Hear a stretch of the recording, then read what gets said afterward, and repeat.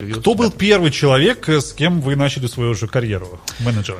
Официально менеджером я не являлся Нурлу Алиева, но функции менеджера я выполнил перед этим парнем. Вот у Самандара Муродова контракт физически еще не существует, но она уже есть. Можете быть все спокойны. Как бы не хочу бросать камень в огород других видов спорта в Таджикистане, но именно ММА на данный момент в любых уголках мира собирает наш народ. Вот. Радио со вкусом Востока. Азия Плюс. Предлагал Нурлу Алиеву именно подписать контракт с одной из российских, так скажем, менеджерских компаний. И Нурло мне задал вопрос: Баха, а кого они подписали в UFC? Вот тут уже была такая большая пауза. Мне все-таки интересно, вот что нужно для развития ММА в Таджикистане? Всех приветствую, друзья! У меня в руках бюджетный телефон и дорогой. Телефоны любых брендов вы можете приобрести на Мосмобайле. И знаете, что телефоны мы доставим во все города России и страны СНГ. Всех приветствую, друзья! Ассаламу алейкум! Рады сообщить вам, что теперь телефоны вы можете купить в центрах Мосмобайл. И не имеет значения, где вы, в России или в странах СНГ. Телефоны мы вам доставим. Друзья, мы вас всех ждем в Мосмобайле. Давайте поговорим про вашу карьеру менеджера. Во-первых, кто такой менеджер ММА, зачем он вообще нужен? Для нас небольшое такое открытие. Мы, конечно, понимаем, что есть спортивные агенты, которые работают на спортсмена, чтобы у него, естественно, были и, возможно, хорошие заработки, рекламные контракты. Но чем занимается менеджер ММА? Может, тем же самым или чем-то другим? Я считаю, что бойцы, они, как бы, знаете, должны только думать о своей спортивной карьере, а вот именно в плане, где выступать, какого числа, как, против кого, какие там условия, какие выгоды, об этом должен думать только менеджер, грамотный менеджер. Как вы к этому пришли вообще, в принципе? Вот лично каждый человек понимает, допустим, я закончил университет, я пойду работать инженером. В принципе, как вы пришли в эту профессию? Вот, знаете, меня жизнь заставила прийти в эту сферу, потому что я начал работать, я вообще по профессиям кино и телевидение закончил в Москве университет, Московский институт культуры и искусств, пришел в Лигу Fight Nights в России, там работал некоторое время, потом познакомились с Раджабали Байоновым. Я считаю, что он такой, знаете, для меня как некий такой учитель на самом деле, да, и пришел в ММА, так скажем, как менеджер уже, а так уже с 2012 года я в ММА снимаю видео, беру интервью. Кто был первый человек, с кем вы начали свою же карьеру менеджера? Это все-таки, я считаю, что Нурлу Алиев.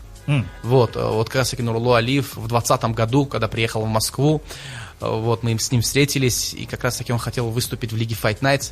Я его связал с президентом лиги, но там, так сказать, официально менеджером я не являлся Нурлу Алиева, но функции менеджера я выполнил перед этим парнем. Ну, замечательно. Друзья, мы, наверное, сделаем прямо сейчас небольшую паузу. У нас стартует прямо сейчас курс валют. Курби Аспор, Дар Азия Плюс. Бонки милей Таджикистана, Морозьяк Дола. Первый раунд нашего интервью завершился. Сейчас начнется скоро второй раунд на радио Азия Плюс. Очень и очень будет интересно. Заходите, слушайте радио Азия Плюс. Давайте продолжим общение. Вопрос у меня будет такой. Конечно, вот совсем недавно состоялся бой и Нурлу Алиева, и Самандара Муродова, но до сих пор многие говорят, вот контракт-то есть, нет? У Нурлу Алиева 100% уже есть контракт. Вот, я его даже сам видел своими глазами. Вот, у Самандара Муродова контракт физически еще не существует, но она уже есть. Можете быть все спокойны. 100% у него есть контракт, потому что есть 4, так скажем, ключевых пунктов, по которым он должен получить. Первый и главный — это Road to UFC, в переводе что означает дорога в UFC. Он завоевал его, и причем завоевал его достаточно так убедительно в первом раунде, досрочно, да, там, причем соперник, который еще не сделал 2 килограмма веса, да, там, и сегодня я увидел, кстати, у самого знаменитого менеджера Али Абдель-Азиза в страничке, он отметил его. Так то есть это уж такой большой намек, то, что все будет в это шоколаде. Это не намек, это железобетонно. Железобетонно. Ну что, контракт UFC в кармане. Здорово. Да, Мавзуд. У меня уже сразу такой вопрос назревает. А кого вы, скажем так, если многих артистов продюсируют, а вы, то есть, берете покровительство над ними? На данный момент это Мубуракшоев, рекорд у него 7-0.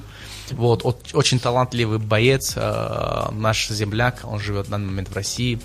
вот, патриот Таджикистана, вот, он, когда дерется, он объединяет весь Таджикистан, начиная с Хорога, заканчивая до Куляба, до Худжана, всех собирает. Вот последний раз он дрался по правилам бокса, что там было, там 500 человек просто сидели и все прям аплодировали, голосовали за него, это было круто.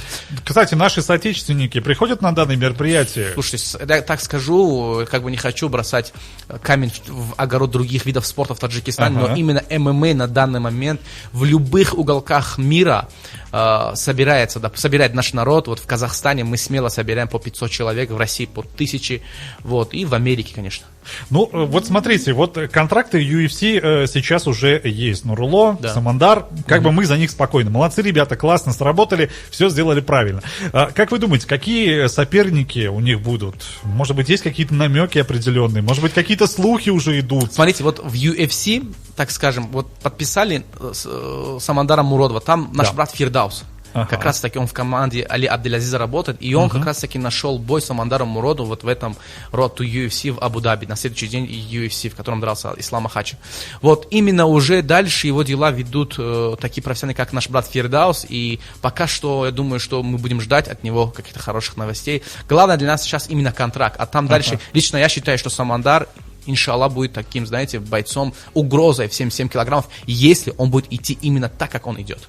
А как проще и легче, чтобы один менеджер контролировал нескольких бойцов, или все-таки, когда у одного бойца есть один менеджер, и вот все строго, скажем так, серьезно, максимально? Очень грамотный вопрос. Именно я на данный момент, у меня есть команда, у меня есть ребята, которые мне помогают, да, там вот именно в Underdog Management, которым я курирую, я являюсь президентом таджикского филиала и российского филиала, да, там, у меня есть ребята, помогают мне. Также я думаю, что у Фирдауса, Али Абделазиза и Ризвана, которые вот как раз таки Доминус, они возглавляют в Америке, у них своя команда мощная. Какими качествами должен обладать менеджер? Очень хороший вопрос, мне очень сложно ответить на него, потому что я сам, так скажем, вот года 2 уже начал этим заниматься, но все-таки, мне кажется, надо быть честным человеком. С ребятами нужно быть честными. В целом, честность в жизни, она помогает правильно идти. Ну, конечно, с бойцами-то шутки плохи потом. Куда же еще, конечно. Знаешь, я сейчас посмотрел, у Багридина вроде целый нос, целые уши, все в порядке. Значит, честно работает, грамотно. Вы просто, вы должны, когда говорят бойцы ММА, многие пугаются. Пожалуйста, не пугайтесь. Это самые добрые, нормальные. Кстати, вот если не злить. Они намного добрее, чем таксисты. Согласен. С этим трудно не согласиться. Да. Это очень хорошие ребята. Они, если заходят драться, они только в октагоне дерутся из-за очень большие чеки. Все понятно. А вот таксисты обычно бесплатно тебя могут поругать, так сказать. Ладно, хорошо, давайте продолжим. Вот смотрите, есть любительский, только начало карьеры. Действительно, это очень сложный путь, который проделывает спортсмен, и он добивается успеха в октагоне. Он бьет всех бойцов и, как говорится, идет к своей цели.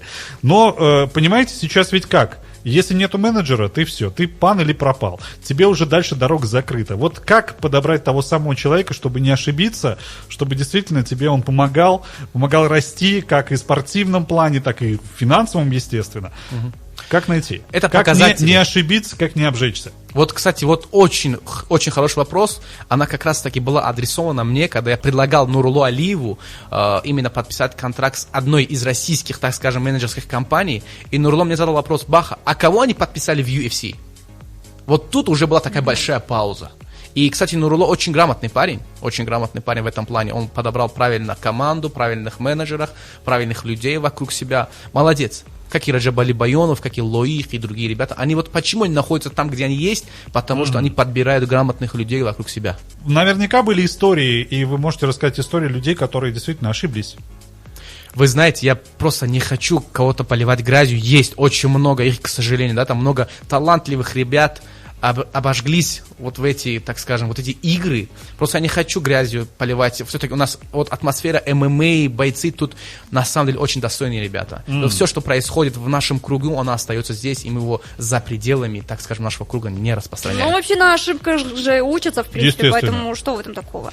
Ошиблись и ошиблись, ничего страшного. В какой стране легче всего работать вам? Вот честно сказать, в любой стране.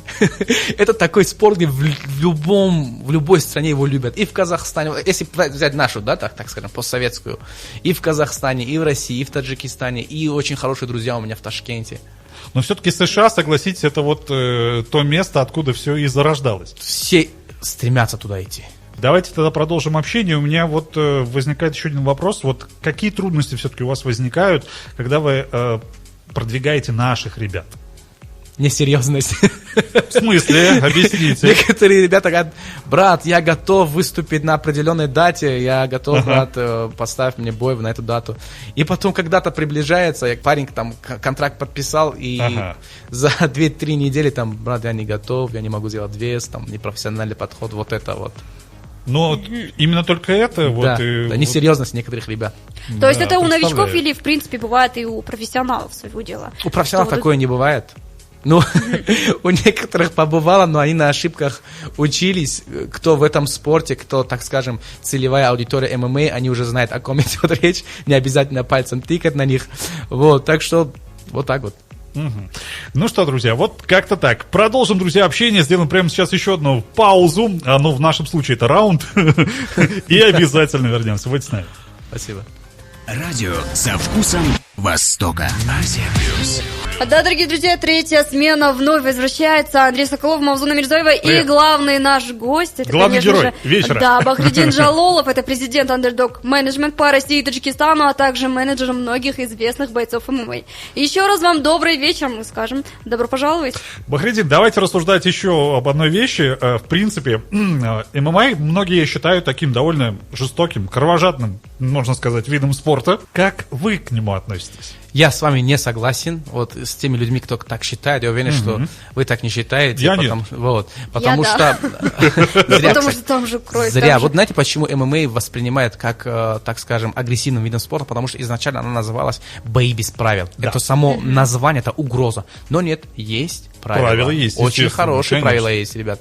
Вот, поэтому, так скажем, вот случаи смертности или случаи травмы в футболе и в боксе были больше.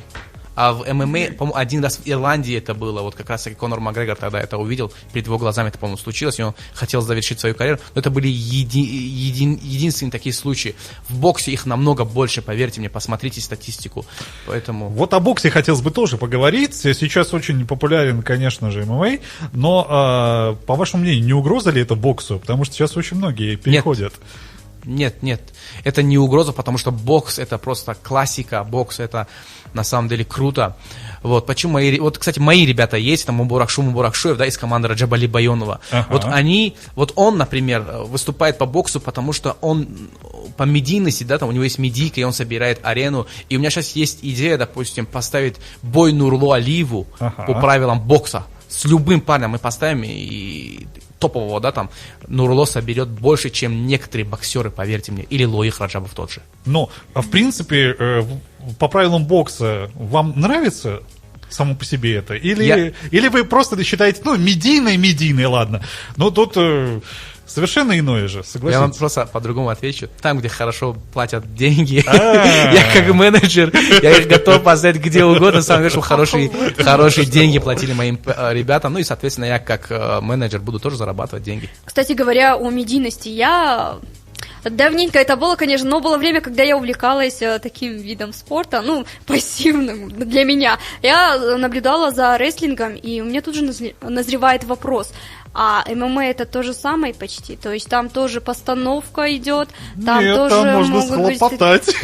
Ну, все-таки интересно, потому что иногда бывает такое, то, что берут в руки микрофон и говорят такие слова, что думаешь, что, может, подготовились, может, реально так задумано было изначально. Как это все происходит? Нет, я так не считаю, на самом деле в ММА абсолютно нету никакой постановы, да, по крайней мере, у моих ребят точно. Может, у кого-то есть где-то там, допустим, да, там, не буду углубляться, да, там, были договорные, не были договорных, не знаю, но рестлинг все-таки это так, знаете, на самом деле, актерское мастерство там больше решает, потому что, вот, посмотрите, там, многие голливудские актеры же там по рестлингу выступали. Да-да. Мне все-таки интересно, вот что нужно нужно для развития ММА в Таджикистане? Слушайте, сейчас вот именно тот курс, который возглавил президент любительского ММА Таджикистана Даврон Джураев, она очень грамотная, она очень правильная, я неоднократно об этом говорил, потому что как раз-таки, так скажем, поддерживают молодежь, поддерживают ребят, которых вот, они простые ребята, молодые, не знают, куда идти, вот эту энергию свою, так скажем, направить, и приходят в Таджмах, приходят в ММА, и президент лиги, так скажем, правильно делает акцент, правильно мы идем, вот, из ММА любительски перейти потом по профессионалам, эти ребята уже будут, так скажем, готовы, потому что за плечами сотни боев по правилам ММА по любителям. И сейчас же я хочу вернуться к прошлой теме, о которой вы говорили, то есть там есть определенные правила в ММА. Так вот, убедите меня, какие там правила, чтобы я тоже знала, чтобы не считала это таким очень жестоким видом спорта. Я бы с удовольствием вам сейчас сказал бы, но, к сожалению, у нас эфирное время закончится, я не успею. Приходите на это, так скажем, на завтрашний турнир, я вас приглашаю. Я думаю, ее надо в октагон просто пустить однажды. Да, в октагон запустить ее. Там есть правила. Я просто буду по кругу бегать, наверное, удары, все.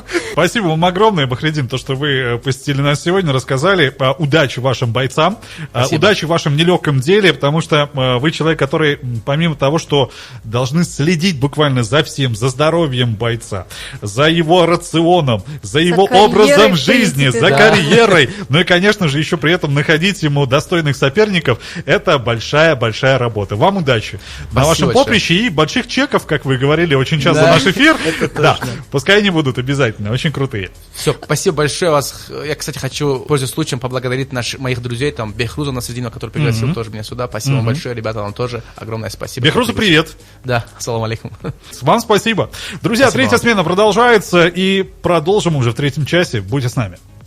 Хит на Азия Плюс представлен